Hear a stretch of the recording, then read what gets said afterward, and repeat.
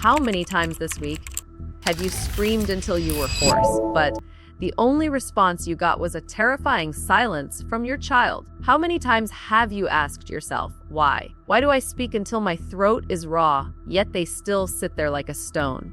And then, what follows that anger? It is a feeling of guilt. It is a sense of crushing failure creeping into every single cell. You reflect and ask yourself, am I a terrible father or mother? If that is exactly what you have experienced throughout your parenting journey, then perhaps this is the video you need to watch. First of all, there is a truth: your child's silence is not defiance, and your screaming is not the solution. You are trying to smash a wall that you cannot even see. I have stood in your position. Just this morning, right in my living room, when my children were immersed in the world of Power Rangers. I called, they did not hear. I repeated myself, they remained motionless. In that moment, I realized they were not intentionally ignoring me. The truth is, they are wearing invisible noise-canceling headphones. That moment reminded me of times when my husband is scrolling through his phone, immersed in breaking news, and I call him to help me cook. Does my husband not hear anything at all? Is what he hears at that moment just some tiny noise? That is exactly what is happening in your child's brain. I myself am not a parenting expert, nor am I a doctor, but I have been fortunate enough to witness many families with children going from ungovernable to listening from the very first sentence. I have found the missing key. It does not lie in punishment. It does not lie in iron discipline. It lies in the steps of connection. In this video, I will not teach you anything. I will take you inside your child's brain so you understand the biological mechanism behind that ignoring.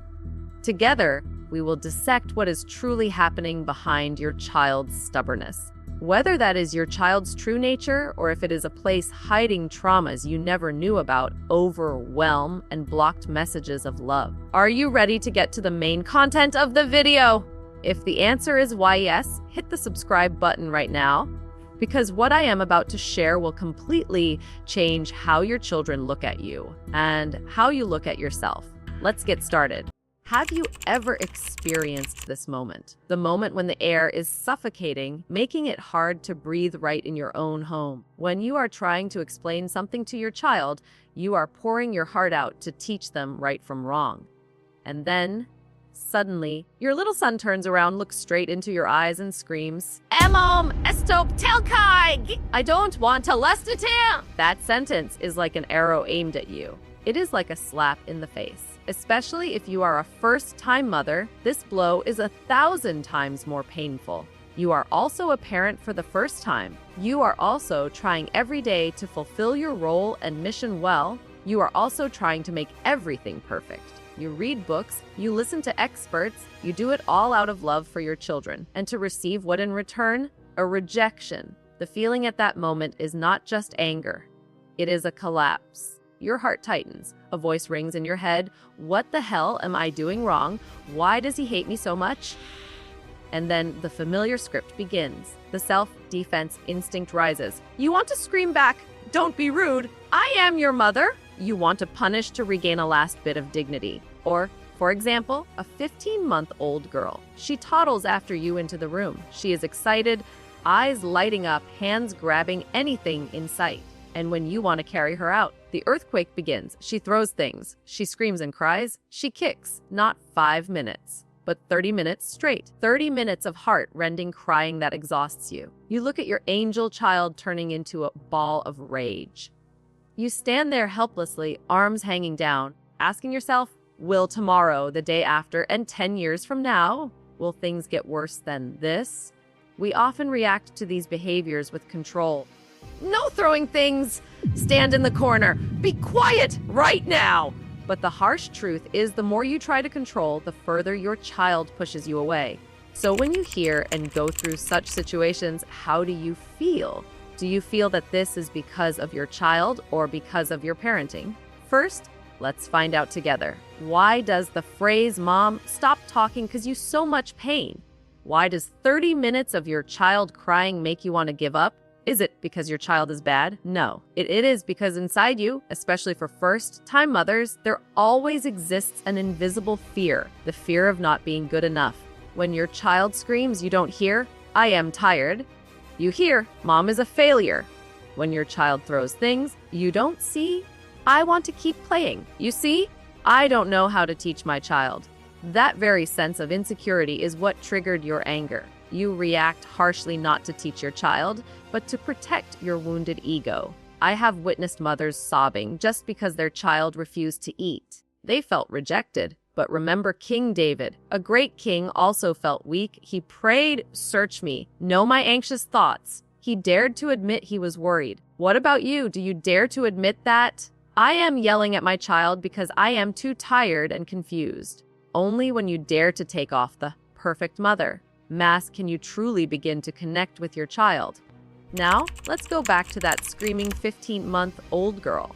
Put yourself in the child's position. When she follows you into the room and grabs things, she isn't being destructive.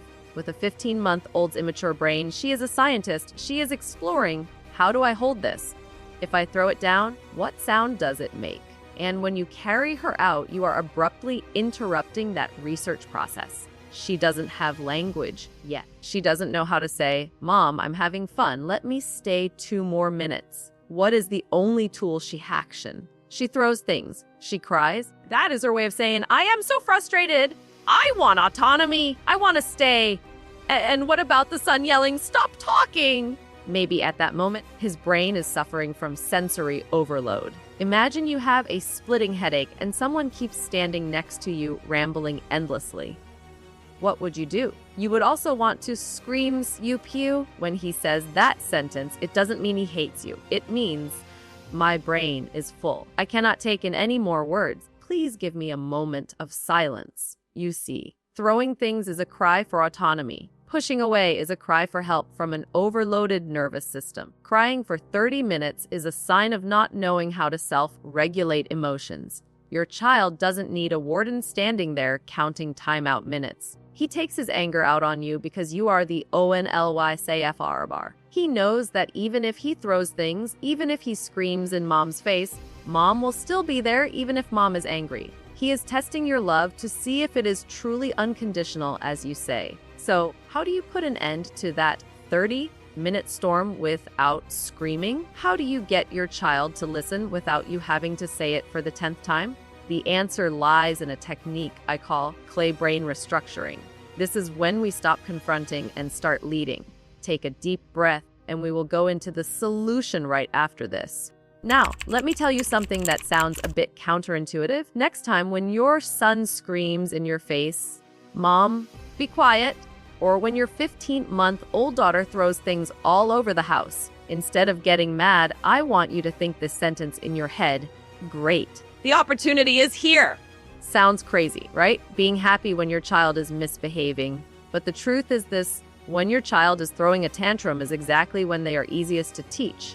I call this the play-doh principle. Just imagine your child's brain is like a lump of Play-Doh. When your child is normal and happy, that clay is cold and hard. It is very difficult for you to mold it into a new shape. When your child is angry and screaming, that clay heats up and becomes soft. Right at that moment when your child is screaming is when their brain is softest.